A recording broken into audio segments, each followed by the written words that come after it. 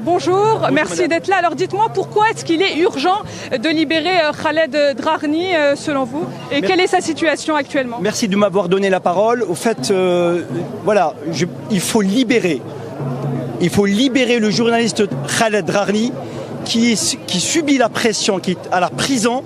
Une prison ferme, il est en train de subir une pression totalitaire, une pression énorme. Il est dans un état sanitaire préoccupant, donc il est urgent de le libérer.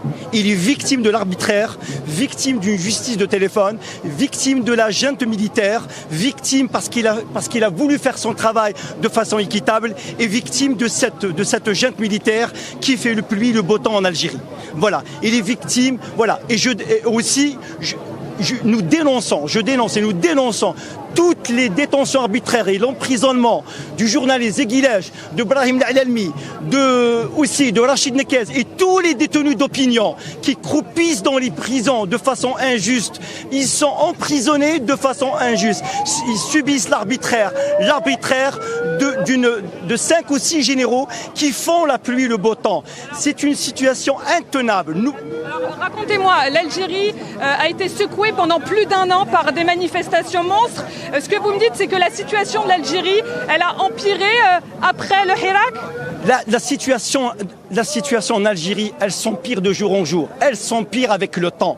Nos revendications sont des revendications politiques. Nous voulons un changement du système de gouvernance. Nous voulons un changement radical. Nous ne voulons pas la militarisation de la politique en Algérie. Les militaires doivent restituer la souveraineté au peuple en activant l'article 7 et 8. Certes, l'Algérie est un pays indépendant. Nous sommes indépendants depuis 62. Nous avons chassé le colonialisme français, mais nous subissons le néocolonialisme de nos propres concitoyens, de nos propres contribuables. Ces généraux-là qui gèrent l'Algérie et qui confisquent la souveraineté. Merci beaucoup, Lies Djebaili. Je rappelle que vous êtes militant du collectif Droit devant nous. Merci. Donc vous l'avez entendu, Magali, beaucoup de colère et d'amertume auprès de beaucoup de ces manifestants qui réclament donc la libération immédiate de Khaled Draghni et qui déplorent donc la dégradation de l'État politique en Algérie. Merci beaucoup, Nadège, pour toutes ces...